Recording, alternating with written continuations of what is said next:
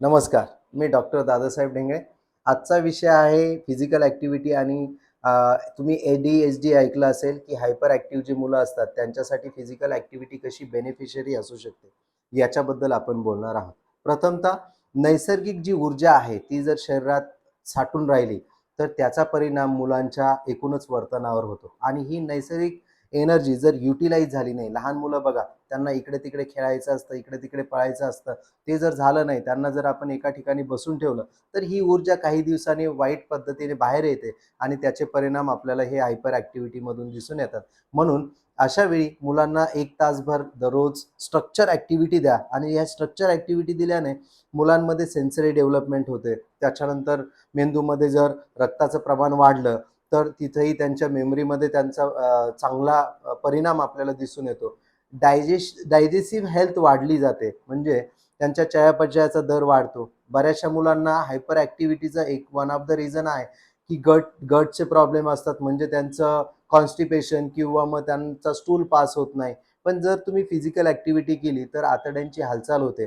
याच्यामुळे गॅस तसेच अनावश्यक असलेला कचरा हा पोटातून पास केला जातो आणि आपले कॉन्स्टिपेशनचे जे काही विकार आहेत ते दूर होतात. त्याच्यामुळे एकूणच हेल्थमध्ये इम्प्रूव्हमेंट होते.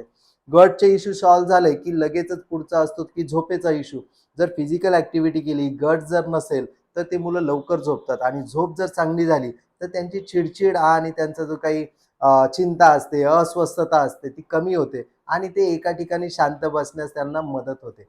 याच्याच बरोबर त्यांच्या मेमरीतही वाढ होते. जसं की कोणत्याही फिजिकल ॲक्टिव्हिटी जर तुम्ही केल्या, स्ट्रक्चर फिजिकल ॲक्टिव्हिटी, तर त्याच्यासाठी तुम्हाला कॉन्सन्ट्रेट करावं लागतं. जसं की कॅच आहे, बॉलकडे लक्ष द्यावं लागतं.